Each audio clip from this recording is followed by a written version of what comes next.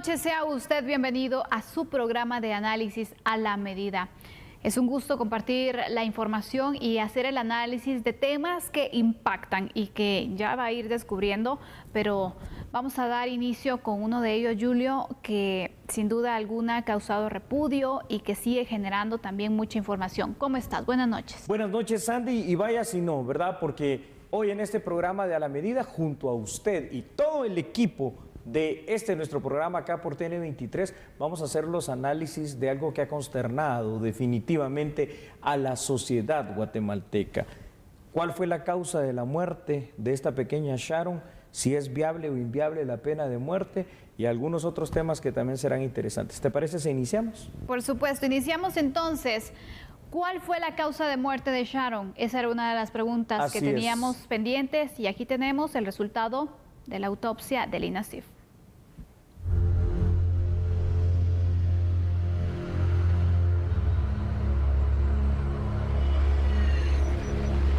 La niña Sharon Figueroa fue desaparecida el martes pasado y su cuerpo fue encontrado ya fallecido este miércoles. Los agentes de la Policía Nacional Civil trasladaron su cuerpo al Instituto Nacional de Ciencias Forenses en Petén y el dictamen forense indicó que la menor falleció por asfixia por estrangulamiento, sin agresiones sexuales y con golpes en el rostro y manos. Ahora inicia la fase de las indagaciones, pero uno de los posibles sospechosos no ha sido localizado y los pobladores quemaron su casa. Lo que generaron es una pérdida de indicios probatorios en su contra, es decir, que pudieron haber quemado la evidencia. Este jueves otro equipo se unirá a la investigación para recabar más indicios. Y luego de conocer este lamentable hecho, mientras la familia espera justicia, los familiares y amigos le dieron el último adiós a la pequeña Sharon. La pequeña Sharon regresó a su hogar, pero esta vez en un ataúd, para recibir el último adiós, en donde familiares, amigos y vecinos llegaron para despedir a la pequeña inocente que murió a manos de su verdugo. El dolor fue evidente en los familiares de Sharon, quienes no dan crédito a lo sucedido. Paola Azucena Arriaza, madre de la menor, no encuentra consuelo, pues nunca sabrá cómo asimilar que le hayan arrebatado lo que más quería en esta vida, su hija, quien tenía un futuro brillante, lleno de sueños e ilusiones. Mi Charito, yo sé que mi pueblo de Melchor está con nosotros. Yo sé, si me dicen que no vamos a abrir la caja, les agradezco. Gracias. Gracias.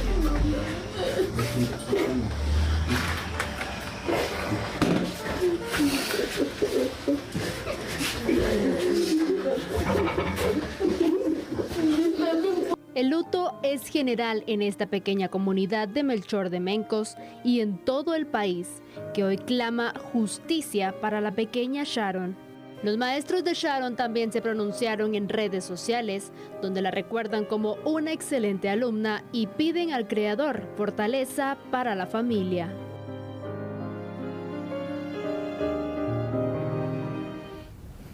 Hoy, antes del análisis vamos a empezar de esta manera. No lo hago, no suelo hacerlo aquí en A la Medida, pero de verdad creo que es momento de que empecemos a entender algo. De verdad, grafiquémoslo así, no más. ¿Hasta dónde vamos a llegar? No podemos seguir de rodillas, literalmente, Sandy, televidentes, ante el crimen. Creo que hoy el clamor popular es solo no por esclarecer este crimen y que se haga justicia, sino también por lo que va a ser nuestro segundo tema, que es en sí la aplicación o no de la pena de muerte, si es viable o no en nuestro país. Sandy, ¿qué piensas de esta situación? Hoy todos estamos de luto. Sharon representa a Guatemala y representa la impotencia de todo un país ante los asesinos y ante la delincuencia. Julio, es un caso que ha pegado mucho. Como este año 2 niñas han perdido la vida, 2 niñas que no le debían nada a nadie. Y la forma en la que las mataron es tan cruel y tan cobarde que merece sin duda alguna que se le aplique todo el castigo de la ley. La justicia es lo que Guatemala pide. ¿Por qué? Porque cada vez tenemos más temor. porque los padres de familia ya no pueden dejar a sus hijos. Cada vez los niños están más encerrados, porque si los liberan un poco, si los dejan ser niños, jugar, compartir, tienen un riesgo como este. ¿Qué estaba haciendo la pequeña Sharon? Jugando con su bicicleta, como cualquier niño desearía hacerlo. Y en ese momento fue entonces aparentemente cuando se la llevan para matarla de esta forma. Nadie merece la muerte, Julio, especialmente cuando no has cometido nada. Pero una niña de 8 años, alguien explíqueme, ¿cómo es que la matan de esta forma, Julio? No lo podemos explicar. Ya vamos a dar los datos, pero la consternación es enorme. Claro. Muchos de los que me están viendo, Sandy, seguramente son padres. Yo soy padre de familia. Sí. ¿Y saben cuál es la impotencia de todo esto? Que esto puede pasar en cualquier momento, sí, en cualquier lugar, en cualquier sitio. Y lo peor es que nos puede pasar a todos y cada uno de nosotros. Esa es de verdad la impotencia y el dolor que se siente. Podemos ir con unos datos, por favor. Vamos a verlos ahí en pantalla. Y es que, Sandy, fíjate, televidentes, esta situación. El Instituto Nacional de Ciencias Forenses, INACIF, informó los resultados de la necropsia, como realmente se llama, realizada en la sede de San Benito Petén al cadáver de Sharon Figueroa Arriaza, de apenas 8 años. Según el reporte oficial, la causa de muerte fue asfixia por estrangulación. Además, tenía golpes en el rostro y manos. Se determinó que la menor de edad no tenía signos de violencia sexual. Quiere decir, Sandy, perdón que exalte la voz en este momento, pero de verdad creo que representa la voz de indignación de los guatemaltecos, que primero hicieron sufrir a esta niña, por no decir torturaron a esta niña, golpearon a esta niña y tuvo una muerte tremenda. Asfixia por estrangulación. ¿Sabe usted exactamente qué significa eso? Con las manos, con un cincho, con una soga, así, literalmente apretando su cuello, para que una niña inocente, un ángel de 8 años, perezca, fallezca a manos de estos verdugos, que lo que son más que seres humanos, son unos verdaderos monstruos, Sandy, porque no hay otro epíteto para darles a estas personas. Se exige justicia pronta, Julio, Sí. la verdad, por casos como estos, porque mientras los asesinos están sueltos, muchos padres están también sufriendo el hecho que les puede pasar a sus hijos. Exacto. Y es que esto comprueba que ya Exacto. no hay entonces un solo departamento, un solo municipio donde existe esa tranquilidad para los niños. Yo recuerdo y hablaba incluso con varias personas que se criaron en la ciudad de Guatemala, donde empezaron, pues ya los niños ya no podían salir en su colonia, en su cuadra, una situación que ya no pueden vivir, situaciones que en el interior de la República muchos sí vivimos, disfrutamos Así esa es. tranquilidad Aquí y todo también, fíjate, antes. en su momento, pero imagínate, ahora ya ni siquiera en el interior van a poder tener los Eso. niños esa tranquilidad Eso y es los cierto. padres esa confianza de dejarlos salir a jugar, a vivir su infancia. ¿Por qué? Porque en cualquier momento puede ser arrebatado, no importa si son pequeños, no importa nada, los delincuentes andan sueltos. ¿Saliste a jugar a la calle, Sandy? Claro. Le pregunto a Sandy preguntándole a usted, ¿saliste, por ejemplo, en bicicleta en las Claro. calles en su Y me lo momento cuando eras una disfruté. niña? Lo hicimos, salíamos y compartíamos en las calles. Claro. Hoy por hoy, el simple hecho de pensar que un hijo nuestro, un familiar nuestro, un pequeño, cualquiera, familiar suyo, que salga a la calle, es simplemente una ruleta rusa a exponerlo ante estos psicópatas, ante estos sociópatas, asesinos y además hay que decirlo, Claro. Sandy, sádicos, ¿verdad? Porque ¿quién en su sano juicio comete una atrocidad como esto? Pero ¿quién? ¿Qué nivel de locura, qué nivel de escala de maldad puede haber para que antes de causar una muerte, que ya es una cosa terrible per se, todavía haga sufrir a golpes limpios, con la mano probablemente o con alguna otra situación, a una pequeña que... ¿Qué puede deberle a alguien? ¿Qué puede haberle hecho de malo a alguien? Absolutamente nada. La Así justificación. está la degeneración de la sociedad guatemalteca en este instante y así está el tema de la seguridad. Julio, mira, la verdad es que no hay justificación para matar a una niña. Exacto, Sandy. No hay, sin No duda hay. alguna. A Y nadie. cuando vemos algunas versiones o posibles versiones entonces de por qué mataron a esta niña, sale una, es que tal vez era una venganza en contra de la mamá, discúlpenme. No. Pero No. los adultos, cada adulto es responsable de sus actos, pero ¿por qué vengarse con una niña si este fuera el caso? Porque la verdad es de que la claridad en el mismo todavía no está porque está en investigación, pero si este fuera el caso por venganza, como también una niña de 3 años Así es. aparentemente fue asesinada, ¿cómo te vas a vengar con una persona tan inocente, tan pequeña, con tanto futuro y tantos sueños, Julio? Eso hay que ser un verdadero depravado. Monstruo, depravado, asesino, criminal.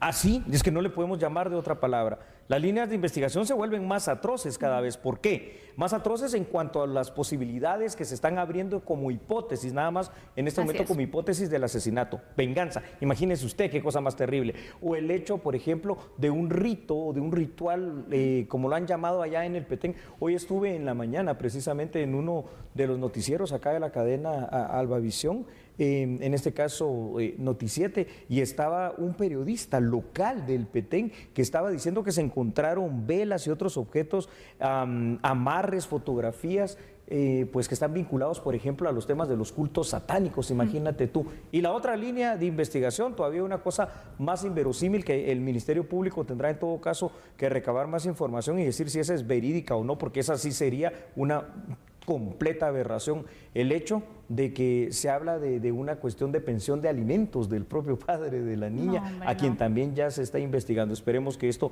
se logre descartar como hipótesis, pero si no, igual todo el peso de la ley. Podemos ir con más datos. Adelante, Julio. Es un tema que necesitaríamos mucho tiempo porque hay mucho de qué hablar, pero bueno, vamos a tratar de resumirle también el avance en cuanto a los datos. Claro que sí, Sandy, muchas gracias. En los temas forenses, para que todos por favor podamos entender de la manera más sencilla, se define a la asfixia como la detención de la respiración por algún obstáculo. Esta puede ser por sumersión, quiere decir en el agua, por estrangulación, que es lo que le pareció a esta niña Sharon, es decir, con algún objeto, con las manos, con algún lazo, alguna soga, gases o una asfixia mecánica. En el caso específico de la menor Sharon Figueroa, la legislación guatemalteca tipifica este hecho criminal, Sandy, como un femicidio, hay que decirlo. Es decir, una muerte violenta con desprecio total de una mujer, una pequeña mujer, una niña de 8 años, pero mujer en cuanto al tema de género. De conformidad a lo establecido en la ley en contra de la violencia contra la mujer, la pena a imponer oscila entre 25 a 50 años. Ahí es donde yo, y esto con responsabilidad absolutamente mía, yo no estoy de acuerdo. O sea, a mí esta pena me parece realmente irrisoria para una monstruosidad como esta.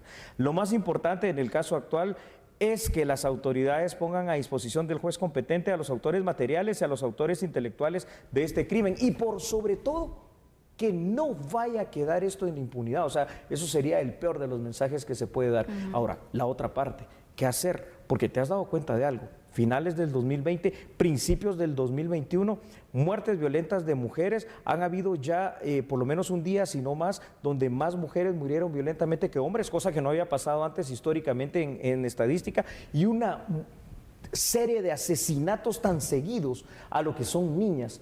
Algo aquí está pasando, hay algo que no logro entender, no sé qué es, pero lo que sí sé es que algo hay que hacer. Algo hay que hacer porque no puede continuar esto así. Aplicar la ley, Julio. Ahí estamos. Ese es uno de los puntos, porque también sabemos que la acción es Justicia. exacto, pero la prevención también es otro de los factores y otro de los elementos que se debe ir reforzando, Julio. Ahí vamos a este porque otro creo que tema, también es muy importante que lo puedan tomar las distintas organizaciones, que también las organizaciones que están en protección de los derechos de la niñez puedan dar así es. acompañamiento. Sí.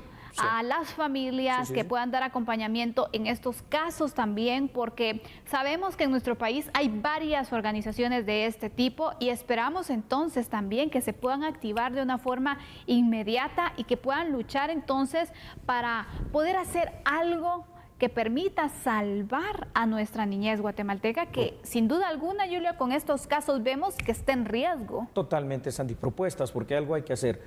Fuera que ya hablaremos en el otro tema de la reactivación o no de la pena de muerte, usted sabe cuál es mi postura, o digamos nuestra postura aquí, estamos de acuerdo con eso. Propuestas en el tema de seguridad, fortalecer el tema de la inteligencia civil, de la inteligencia militar, controlar las cárceles, eso es absolutamente imprescindible.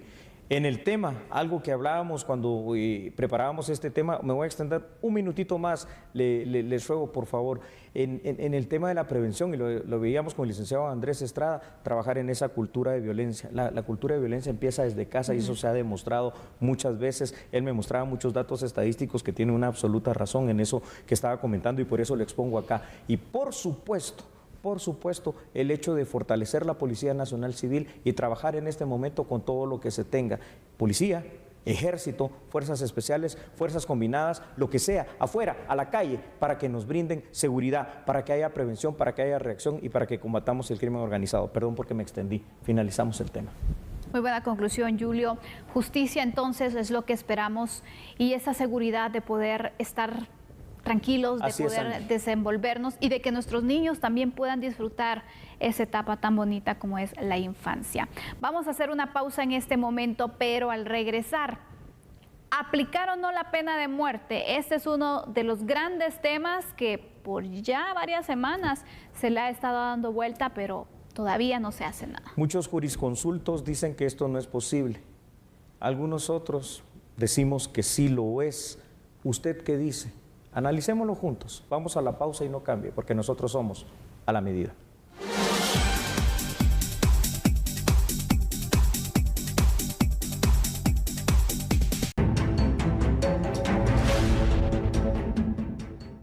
El presidente de la República, Alejandro Yamatei, solicitó al Congreso de la República reevaluar la aplicación de la pena de muerte en el país, al referirse al crimen en contra de la menor Sharon Figueroa, de 8 años, quien fue secuestrada en su propia casa y asesinada en Melchor de Mencos, Petén. Bueno, desde ayer se capturó a una persona responsable. Tengo entendido que al día de hoy se capturó a la segunda persona. Desde el momento en que se desapareció la niña, los equipos de investigación de la policía se hicieron presentes. Logramos la captura de una persona y se cree que el problema tenga que ver, hay una primera hipótesis, incluso con el padre de la niña, que estaba demandado por no pasar la ayuda económica y que pareciera que ese fue el motivo que le dieron para acabar con su problema de tener que pasar la manutención económica. Hay varias líneas de investigación, ya hay personas capturadas y no vamos a descansar hasta que se haga justicia. Ahora valdría la pena que el Congreso de la República reevalúe la aplicación de la pena de muerte. Es hora que vayamos pensando, por ejemplo, el crimen de esa niña debería de ser condenado con la pena de muerte. Yo le pido al Congreso de la República que no nos tiemble la mano para enfrentar a los criminales. Si hay la necesidad de la pena de muerte, que lo hagan. Si a mí me llega una pena de muerte, la vamos a evaluar y la vamos a ejecutar. Pero yo creo que va siendo ya hora para frenar esto, sobre todo los crímenes contra la niñez, deberían ser pagados con la vida del criminal. Este es el segundo crimen en contra de niñas en el país. El primero se registró en enero en contra de Hilary Arredondo, una pequeña de 3 años que también fue raptada de su hogar en Tiquizate, Escuintla. La pregunta aquí es, ¿está Guatemala preparada para reactivar la pena de muerte? Este ha sido un clamor popular, activar y reactivar la pena de muerte por estos hechos violentos que se han registrado durante los últimos meses. Pero este tema lo debe conocer el Congreso de la República. ¿Qué piensa el presidente? ¿Qué piensan los diputados de este tema? Veamos entonces las siguientes informaciones. El asesinato en contra de Hilary Arredondo, de 3 años, y ahora Sharon Figueroa, de 8, son las 2 gotas que derramó el vaso para que la población exija que Guatemala reactive la pena de muerte. Este jueves, el presidente de la República, Alejandro Yamatei, se unió al llamado solicitando al Congreso de la República que reevalúe la pena capital. Al respecto, los miembros de la Junta Directiva y diputados comentaron sobre el debate que dará inicio una vez la Comisión de Gobernación del Congreso emita dictamen. Poniendo en vigencia la pena de muerte, siempre ha estado como tal vigente en nuestra legislación. Lo que hacía falta era el procedimiento del indulto o perdón presidencial. Está ahorita en dictamen, pendiente de dictamen de la Comisión de Gobernación. Esperamos que prontamente sea dictaminada y que pueda ser venida al Pleno, lo cual obviamente va a poner el tema en debate nacional. Yo quiero ser muy claro en decir, la pena de muerte es eso, una pena. como lo es una pena de prisión, como lo es una pena pecuniaria. Lo que pedimos es que se aplique la ley tal y como está y por supuesto desde la Comisión de Gobernación vamos a impulsar para que se conozca la pena de muerte en el Congreso y será el Pleno el que tome la decisión. Todo lo que tenga que ver con la reactivación de la pena de muerte nosotros lo vamos a apoyar. Aunque tenemos que reconocer que eso está ligado a tener que denunciar al Pacto de San José, a denunciar pactos internacionales de derechos humanos, que es complicado, pero creo que el camino hay que iniciarlo. En este país hay que fusilarlos, como se hizo la última vez en los 90, cuando estuvo Álvaro Arce de presidente, que cabal habían violado a una pobre patoja y que después la mataron y entonces se les aplicó la pena de muerte. Ese es un castigo. Muchos dicen es que no sirve para hacer un disuasivo. No, esa es la consecuencia de un acto barbárico. Todos tenemos que saber que la pena de muerte sí está contemplada en la Constitución de la República, sin embargo, está en un limbo jurídico la aplicación del indulto y por lo tanto se necesita una legislación para que otra vez legalice el indulto y así poder cumplir con los tratados internacionales, sobre todo el Pacto de San José. Yo en lo personal sí estoy de acuerdo con la pena de muerte. Mire, con voluntad política de parte de todas las instituciones, cualquier cosa pudiera ser viable, ¿verdad? Si tenemos el apoyo dentro del Congreso, ahí yo hoy platicaba con algunos compañeros diputados cómo ven el tema. Sin embargo, tenemos que ser honestos en cuanto a que jurídicamente en este momento no es viable. En este momento debemos de hacer el análisis con los abogados para ver cuáles serían las rutas a seguir y que instituciones como la Corte pues también se sumaran al clamor popular y pudieran viabilizar este tipo de acciones.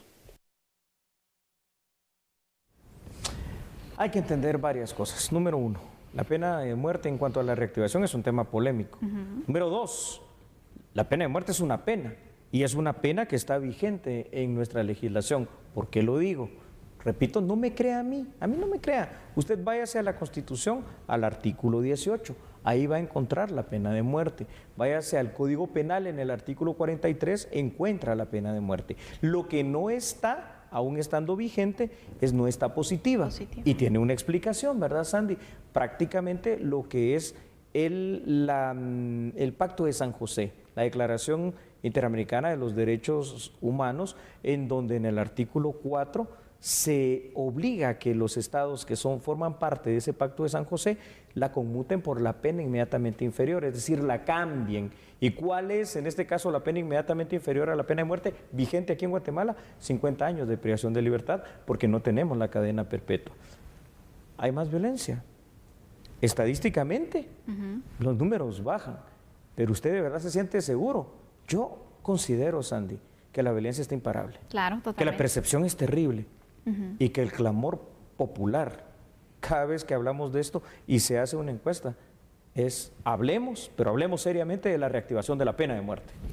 Aquí entonces, ¿quién debe dar el primer paso, Julio? Porque aparentemente debería ser el Congreso, ¿no? ¿O me estoy equivocando? Fíjate, Sandy, que tienes mucha razón. Este tema es bien complejo. A ver, el presidente de la República hoy se pronunció y eso es bastante bueno. ¿Por qué? Porque aquí hay 2 o 3 caminos a seguir. Digamos que el más, entre comillas, sencillo, porque esto no es nada sencillo, es el hecho de volver a reactivar el tema del indulto. Pero esto también pasa el indulto presidencial, es decir, que siga vigente y positiva y que sea el presidente en última instancia quien diga sí o no a la aplicación de la pena de muerte. Ojo con eso, porque tampoco es que la figura presidencial termina siendo un juez. Ahí es donde yo le pongo un pero a esa cuestión. Y el camino largo es la denuncia del Pacto de San José.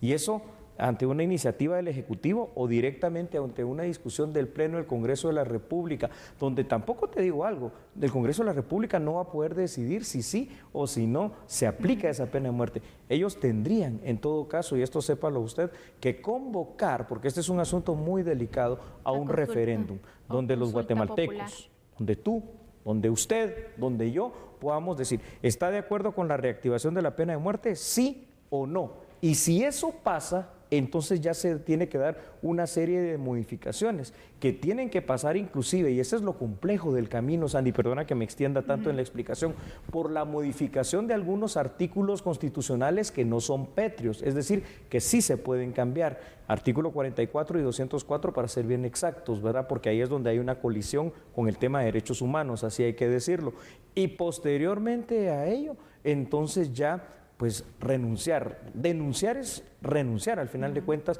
al tema del Pacto de San José específicamente y empezar a aplicar lo que la ley dice. ¿Qué dice la ley? Dice que, claro que el Estado de Guatemala privilegia la vida, sí, pero dice que 2 de sus deberes, y ese es el artículo 2, es brindarle a usted y a todos los guatemaltecos seguridad y la garantía de la vida. Pero ojo, la garantía de la vida que también está en el artículo 3 para el guatemalteco de bien, para el guatemalteco honrado, para el guatemalteco trabajador, no así para los delincuentes que llegan hasta estos extremos, porque tampoco es que a todos se les va a aplicar la pena de muerte. No. Así está la situación. Y cuando mencionas el hecho de, bueno, se tiene que garantizar el derecho a la vida, pero vemos también tantas muertes que están ocurriendo de una forma... Dios mío, impactante, ¿no? Tanta violencia, tanta hazaña, tanto odio con el que se están asesinando a niños, se están asesinando a mujeres, que estos hechos, de verdad, por esta situación es que la población está pidiendo que se analice y que se reactive la pena de muerte. Aquí vemos 2 caminos, entonces, claramente, que se reactive o que no se haga. Vamos por el primer punto, que se reactive la pena de muerte. Retomo la pregunta, ¿está Guatemala preparada para una reactivación de la pena de muerte, para garantizar una justicia que pueda respetar un debido proceso, que pueda garantizar que una persona que es condenada a la pena de muerte efectivamente es culpable y no existe ninguna debilidad en el aparato de justicia para que se pueda aplicar este delito, Julio? Con una pregunta tan específica como la que haces, también aquí tenemos que ser objetivos, sinceros en todo momento. No hay en este momento un sistema de justicia con esto que está pasando con las cortes realmente, que en este momento, ahorita, podamos decir que tenga esa certeza, pero sí lo podemos lograr, y lo podemos lograr en este instante ya cuando vengan estos recambios. Primero tenemos que cambiar lo de las cortes, la Corte Suprema de Justicia y la Corte de Apelaciones, tenemos que cambiar los jueces si es que van a haber remociones de jueces y próximamente se cambia la Corte de Constitucionalidad, pero al final de cuentas este es un compromiso de todos, es decir, nosotros, los ciudadanos guatemaltecos, tenemos que exigir, ¿a quién? Si primero hay que exigirle al Congreso que esto lo ponga en la palestra pública para que decidamos si sí o si no, también podemos, con el poder ciudadano que nos da esta forma de gobierno llamada el demoskratos, la democracia, llegar ante nuestro sistema de justicia, nuestras máximas autoridades del sistema de justicia, que ojo, ustedes son servidores públicos también, se deben completamente a los guatemaltecos y decirles que necesitamos que esa justicia empiece a cambiar. Número 1, no más impunidad. Número 2, procesos rápidos, ágiles, eficientes y efectivos. Y número 3, la aplicación real de la justicia. Y ojo con esto, y si la aplicación real de la justicia en gente que se está dedicando, por ejemplo, a matar niñas, que se está dedicando a matar mujeres, significa la aplicación de la más alta de las penas, que es la pena capital, que es la pena de muerte, con todas las garantías procesales de la primera instancia, de la apelación especial y de la casación, pues que se aplique. Y después, si se confirma en esas 3 instancias, que le pidan ahí sí a la Corte Celestial que les perdone los pecados antes de morir, pero que sí se aplique la pena de muerte. Totalmente, Julio. Esos son puntos que al final se tienen que garantizar, pero entonces por lo que vemos, la aplicación de la pena de muerte no podría ser algo inmediato, no podría ser algo que incluso diríamos en este año, no sé si se pudiera dar, porque hay muchas cosas que ir modificando y fortaleciendo. ¿Qué es lo que impidió, digamos, en la parte fáctica, en la parte legal, qué es lo que impidió a partir del presidente Alfonso Portillo la aplicación de la pena de muerte? Fuera de los tratados internacionales en materia de derechos humanos, que eso usted ya se lo sabe mejor que nosotros, con tanto lo que hemos hablado. El tema de la modificación que hizo el Congreso con lo del indulto. Es decir, que si se empieza de la manera inversa, que es decir, por donde empezaron a complicar esta situación, y el primer tema de discusión, fíjate Sandy, en el Congreso pudiera ser reactivar nuevamente esa figura del indulto presidencial, pues aunque no es la forma más idónea, porque repito, el presidente de la República no es un juez, pero ya te permite esa aplicación, sin embargo todavía no es la solución total. ¿Por qué? Aquellos fusilados del año 1996, al primer condenado a la pena capital por inyección letal y a los últimos que se les aplicó allá de la banda Los Pasacos en el año 2000, después de que los matamos tuvimos que pagar resarcimientos millonarios que han salido de los bolsillos de cada uno de nosotros por esa situación. Pregunto, pues si el precio es empezar a pagar eso, ese precio monetario, para empezar a deshacerse de verdad, cuando ya se tienen todas las instancias confirmadas, este tipo de lacras, este tipo de monstruos que están matando niños, pues sería un buen primer paso para iniciar, mientras se da el otro paso, que sí es un paso que, como tú bien dices, va a llevar más tiempo, la discusión seria, la convocatoria al referéndum de la modificación constitucional y del sí o no a la aplicación de la pena de muerte, para la denuncia también ya de lo que es el Pacto de San José, con las consecuencias que esto significa. Y aquí vamos a ser muy claros también en eso. No más donaciones, no más préstamos. Pero en lo particular te digo algo, Sandy, prefiero que no nos den donaciones ni préstamos, pero que tengamos seguridad. Vamos a ir con unos datos, Julio, que también se han preparado para poder seguir con este análisis. Hay muchas preguntas que quedan pendientes al final, pero vamos a ir con esta información. Bueno, vamos a hacerlo de manera continua porque tenemos varios datos en esto, entonces empezaré yo y tú me vas a ayudar. La pena de muerte es uno de los temas que ha desatado más discusión en Guatemala en los últimos días. Para algunos es inviable y también hay que entender esto, mientras que para otros es una posibilidad. Actualmente la pena de muerte está vigente, ya se lo dije, mas no es positiva. Sin embargo, quiere decir que hoy por hoy todavía no es posible aplicarla nuevamente. Existe una resolución de la Corte de Constitucionalidad, estoy de acuerdo, pero escuche también esta explicación. Restringe al Estado guatemalteco y a su sistema de justicia en cuanto a la imposición de la pena de muerte. Sin embargo, el artículo 18 de la Constitución indica claramente lo siguiente, Sandy: el único poder del Estado, y la Corte de Constitucionalidad no es un poder, que puede en todo caso abolir la pena de muerte es el Congreso. Como no la ha abolido, sigue vigente. Lo que habría que en todo caso luchar es por la positividad. Hay otros pequeños datos, ya no van a dar tiempo realmente de poder presentarlos, pero me gustaría escuchar, Sandy, no como una periodista, no como una analista, no como una profesional, como mujer guatemalteca. ¿Qué piensas de este tema? Mira, Julio, realmente creo que sí es necesario que se puedan incrementar las penas para que al final se tenga el temor de cometer un delito también, porque creo que al final esto pareciera que se ha perdido y bueno, somos nosotros los que tenemos que estar escondiéndonos, que tenemos que estar con ese miedo, que tenemos que estar intranquilos al final y los delincuentes están pues bien en la calle, tranquilos. ¿Qué va a pasar? Ya está bien en la cárcel, lamentablemente, a veces, ¿verdad? Exacto, donde ahí pueden seguir delinquiendo, pueden seguir operando por las debilidades que se han evidenciado en el sistema. La pena de muerte, un tema que se debe analizar muy bien, Julio, y ya para ir concluyendo te voy a hacer una última pregunta, y es la siguiente. Si nosotros entonces renunciamos al Pacto de San José, ¿podría Guatemala sobrevivir sin el apoyo que se ha obtenido también? Porque prácticamente diríamos, renunciamos entonces a toda ayuda, situación que otros países lo hacen, Estados Unidos, por ejemplo, pero pueden sobrevivir de otra forma en su economía. ¿Nosotros podríamos vivir con las complicaciones y las implicaciones? Va a ser difícil, pero el momento histórico lo demanda. Aún con esas complicaciones, tenemos pues lo que producimos aquí, habrá que hacer mejores condiciones. Tenemos lo de las remesas, que es otro tema triste, pero lo tenemos. Así que si hay que poner sobre la balanza los préstamos, donaciones y subvenciones o la seguridad a través de la aplicación de la pena de muerte de una manera temporal, la pena de muerte sin dudarlo. Estas son las conclusiones. Usted esté atento también, si tiene dudas, preguntas, nos las puede lanzar en nuestras redes sociales, donde trataremos de hablarlas aquí en el programa, porque este será un tema que seguramente estaremos abordando en próximos programas, porque esperamos entonces ver qué va a decidir el Congreso, lo va a tratar finalmente. Y también los criterios de las personas que no están de acuerdo con la aplicación de la pena de muerte, que también es importante valorar esos criterios. Esos argumentos. Vamos a la pausa. Vamos a la pausa. Regresando, ¿qué está pasando con los sistemas de protección de la niñez? Analizamos ese tema también. Protección de la niñez. Vamos a la pausa, somos a la medida.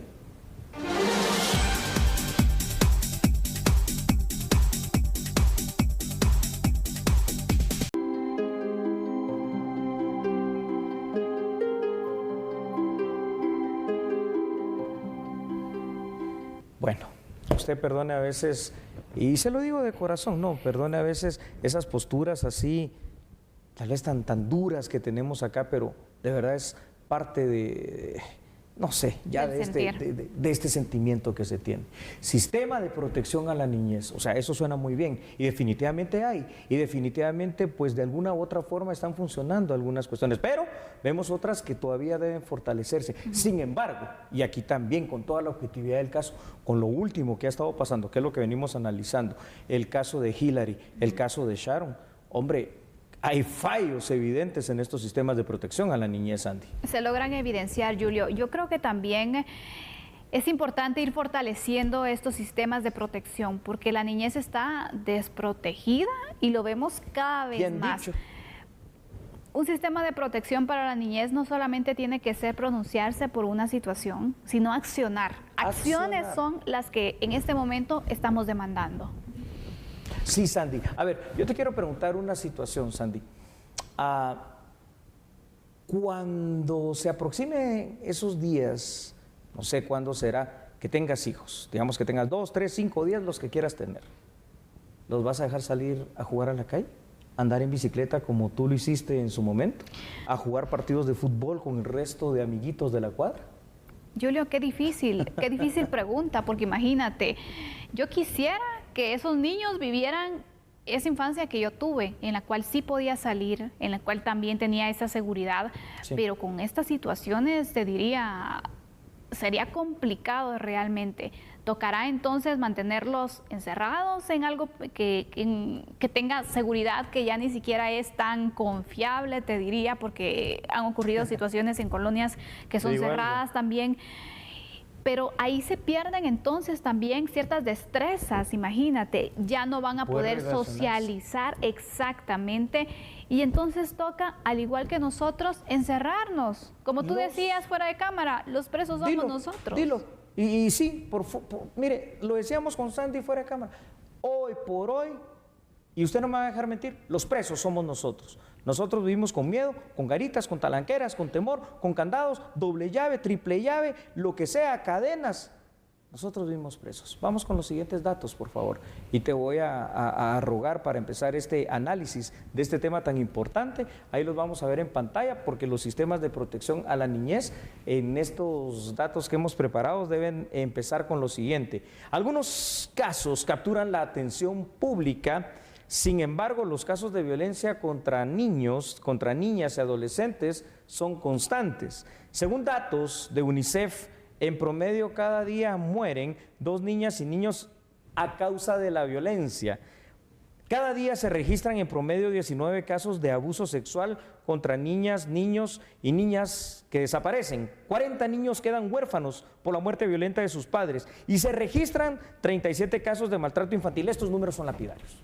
Ya estos números, lo que dan ganas, perdone usted, es de quitarse estos micrófonos, irse e irse a encerrar y ponerse a llorar. Y ponerse a llorar literalmente porque, o nuevamente ponerse de rodillas y venir y pedirle a Dios, mira, eres el único que nos puede proteger. Hay que entender, y esto lo tiene que entender el Congreso, lo tiene que entender todas las instancias de gobierno, que hay que fortalecer estos temas de protección a la niñez, y para eso hay que fortalecer a las instituciones que protegen en primera instancia a la niñez, a la PGN, a la PDH y a otras más, a la SBS también. Hay que fortalecer a la Policía Nacional Civil, definitivamente esto hay que hacerlo. Pero voy a pedirte, Sandy, que compartas con nosotros otros datos que tenemos aquí, que le van a parecer más lapidarios y más terribles que lo que acabamos de escuchar en este instante. Vamos a ver entonces los derechos de la niñez en nuestro país. Sin duda alguna, tienen muchos derechos los niños, pero ¿qué tanto se les están garantizando? Pensamos entonces que tienen derecho a vivir una vida digna y sin violencia. No pasa. Con acceso a la salud, nutrición y educación para desarrollar todo su potencial. No está pasando. No está pasando. Para hacer frente a la violencia, los abusos, maltrato y explotación, es necesario fortalecer la protección especial de la niñez con políticas y programas que aborden la prevención, la detección, atención y también la recuperación de las víctimas de violencia. Porque se debe desarrollar también mecanismos de protección social que permitan a niños en condición de pobreza, discriminación o discapacidad vivir con dignidad y superar las barreras y obstáculos que enfrentan. Este conjunto de políticas, Julio, y acciones deben ser coordinadas a través de un sistema de protección que sea integral. Estoy completamente en este punto de la palabra integral. todo, ¿no? La unificación que se pueda tener al final. Hay varias organizaciones, instituciones que están entonces luchando por la misma causa, pero de forma separada. Insisto, cada quien por donde puede. Es momento de unirse por esa misma causa, de poder unir los esfuerzos, de accionar, porque de pronunciamientos, de solo estudios, de eso no se va a tener una solución total. Ayudan sí, pero no es la solución total. Entonces, es necesario que se puedan unir todas estas entidades, Julio, para poder entonces buscar así un plan que sea de protección real de la niñez guatemalteca, porque vemos lo que está pasando, hay mucha vulneración de derechos. Sí, la vida, la salud, la educación. Julio, vemos la vulnerabilidad entonces en la que tienen y el incumplimiento también que existe en derechos tan vitales como estos. Así es, totalmente de acuerdo, wow, pero qué fantástico, no tengo nada que decir, casi que con eso podríamos terminar este tema. Pero, a ver, algo de lo que usted a veces no se imagina el proceso de preparación de un programa como este a la medida, ¿no? Hay que tener datos, hay que tener muchas cosas, lo hemos hablado con Sandy Monroy, con todo nuestro equipo de dirección, de producción, con todos quienes nos apoyan y por supuesto con el licenciado Andrés Estrada, todos los días tenemos unas discusiones sobre este tema, pero discusiones me refiero para analizar estos casos, para analizar estos datos. Puntos diversos al final. Y algo de lo que hoy hablábamos precisamente es el hecho de esta cultura de violencia, que parece lo contrario a lo que acabamos de hablar en el anterior tema de la pena de muerte, pero ojo, eso se llama justicia para estos que son asesinos. La cultura de violencia que empieza desde las casas. ¿Qué están haciendo las familias? ¿Qué están haciendo las instituciones educativas? ¿Qué están haciendo las iglesias también en este tema? ¿Qué está haciendo la sociedad? ¿Qué está haciendo el gobierno? Y entonces, ahora sí, en esa integralidad que dice Sandy, con todas las instituciones de protección, de seguridad, de justicia y de la niñez, ¿qué está haciendo también la Política Nacional de la Juventud? Señores del CONJUVE, por favor, trabajemos y hagamos algo para esta integralidad. Pero hagámoslo, protejamos a la niñez. Totalmente, Julio, porque aquí no se le está haciendo un favor a nadie. Simplemente se exige que se cumpla con el trabajo y las funciones a las cuales fueron asignados. Le corresponden. Exactamente, cada una de las entidades. Hay preocupación por la niñez guatemalteca, debemos rescatarlo, esperamos que se pueda dar y que también existan esos planes de prevención, esos proyectos de educación en los hogares para evitar conductas violentas y machistas que todavía se mantienen en nuestra sociedad guatemalteca. ¿Hacemos una pausa? Me parece buena conclusión, sí, hagamos la pausa. Por favor, momento para que tome agua, tome café, se pare un ratito, pero algo sí no tiene que hacer, cambiar ni despegarse del televisor, porque en segundo regresamos ya que somos a la medida. Más de 6.000 raciones de alimentos se entregarán en la zona 7 capitalina a través del programa temporal de apoyo alimentario dirigido por el Ministerio de Desarrollo en el marco del apoyo por COVID-19. Estamos dando seguimiento al programa de dotación de alimentos en la ciudad capital.